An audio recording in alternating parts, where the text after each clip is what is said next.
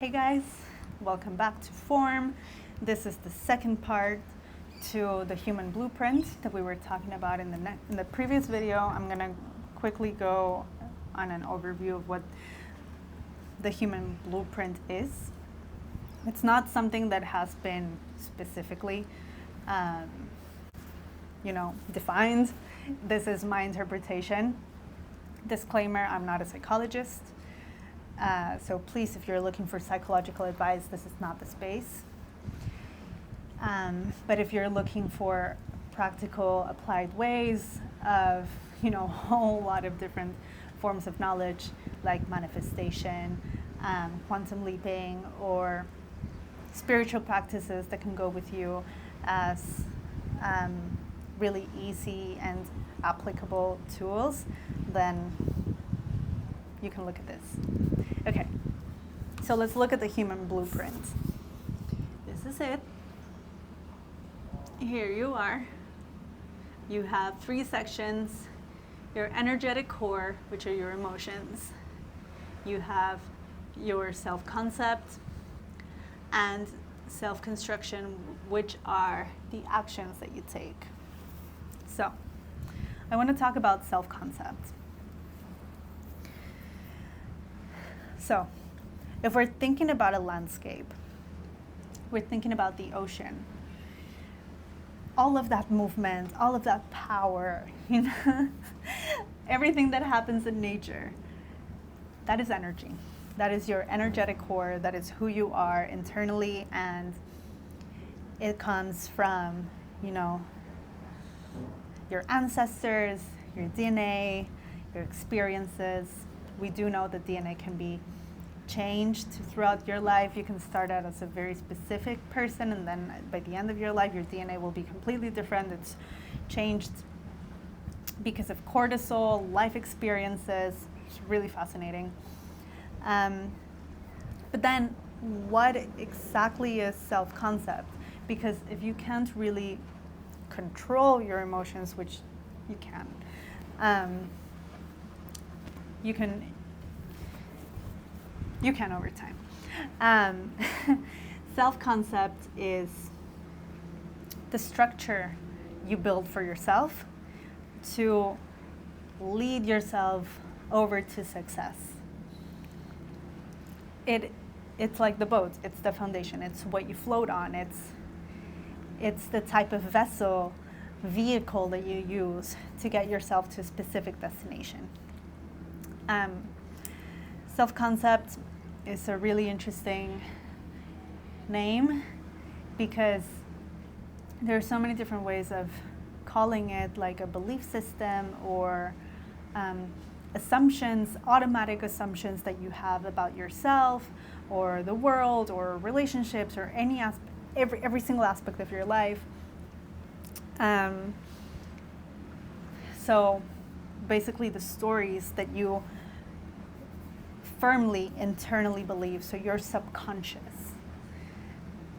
And the thing is, the way that you behave, the way that you interact with the world, the way that you end up externalizing out, it is one way or another related to the things that you believe to be true.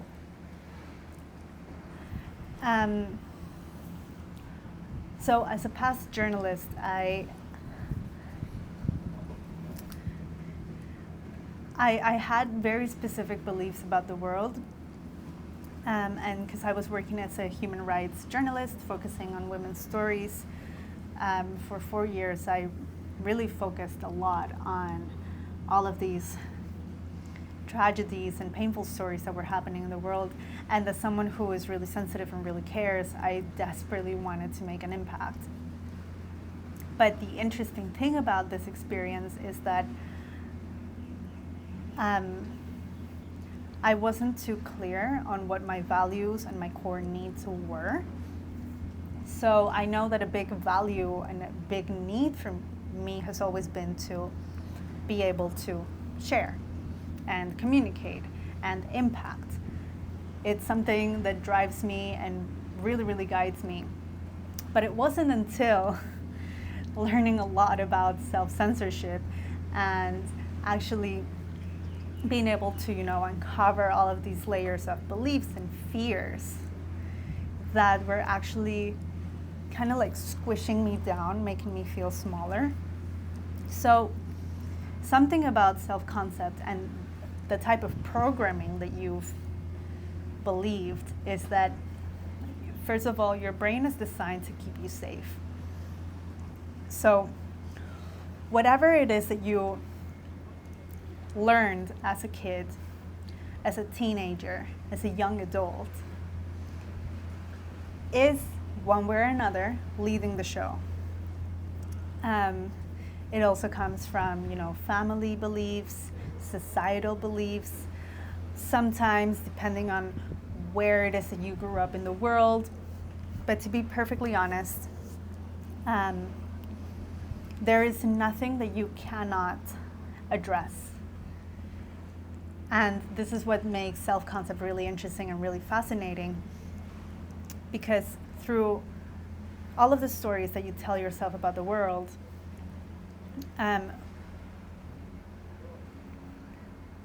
what we end up projecting outwards and the way that we end up existing out in the world is basically really connected to what we assume to be our insecurities, our fears, the types of self-doubt that we have, what we have decided to believe are our limitations. But also, on the other side, it's our self-worth, and our self-worth regarding what we think we deserve when it comes to relationships, what we deserve when it comes to our body, the way that our body deserves to be treated by ourselves, the type of lifestyle we deserve to have, and the type and what are our capabilities and our strengths.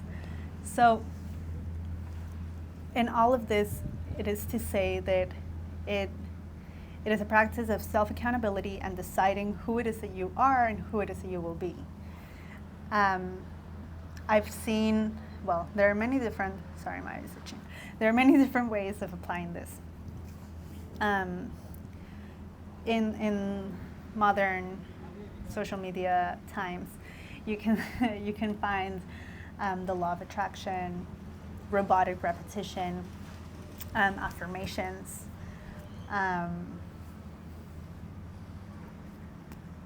tapes, overnight tapes. It all really depends on what works best for you. It depends on what it is that you believe will work for you as well. So if you believe and if you know that while you're sleeping, your brain is actually also, doing its own thing.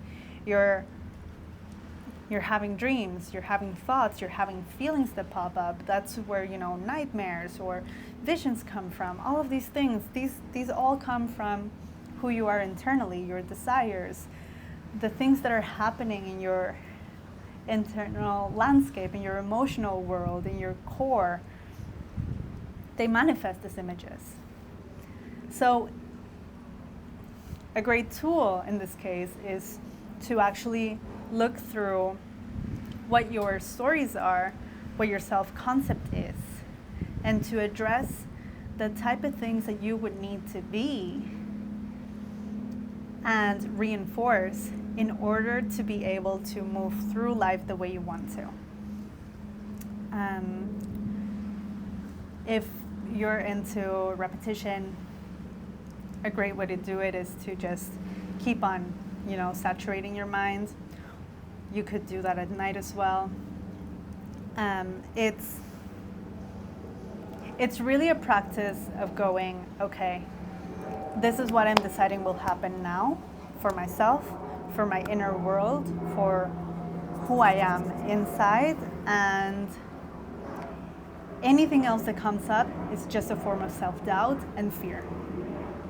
Or your body purging all of the things that it no longer needs.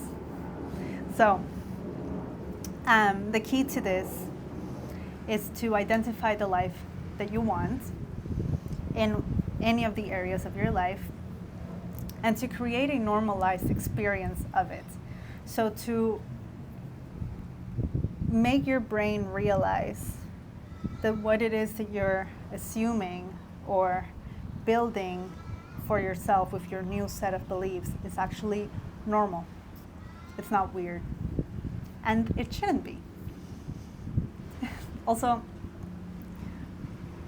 the type of superstitions that exist, the type of,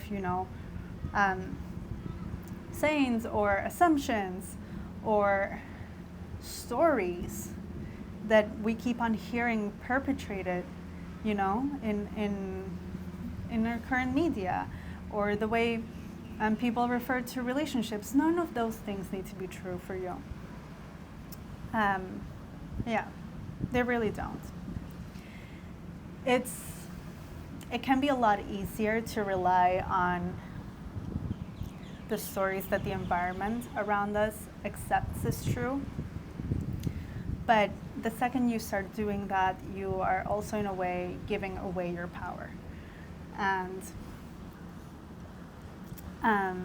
if I learned anything over the last 2 years, while making this switch from being a human rights journalist into, lifestyle and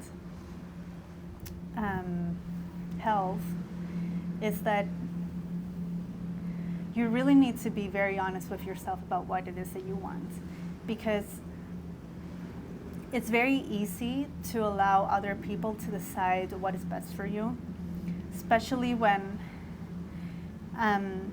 maybe you don't really have strong beliefs about your capability to build your own life and to actually make things happen for yourself. But whatever it is that you are accepting and not really deciding on is also a form of decision making. So I think there is a lot more power and a lot more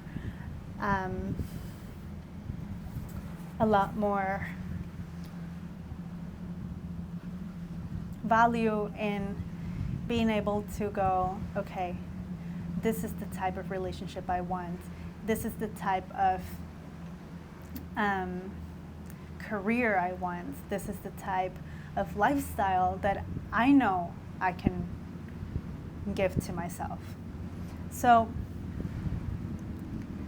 in the platform, I'm going on more detail as to how to construct a self-concept tape. A lot of things that are helpful are focusing on I am X, or I see myself as X. I believe to be this. So for example, if you're working on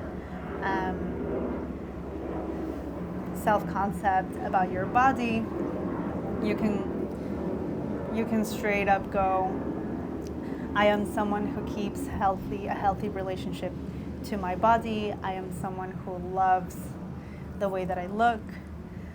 I believe to be very beautiful, or the kind of things that in your mind will stick and will make you feel like you're actually addressing whatever it is that is not really working within yourself. Yeah, those were very general examples, but I will go into more detail. And in the third video, I'll be talking about self-construction and the power and need for actually taking action and how it all connects to your energetics and your self-concept, which is all fully related. So thank you, and see you in the next one.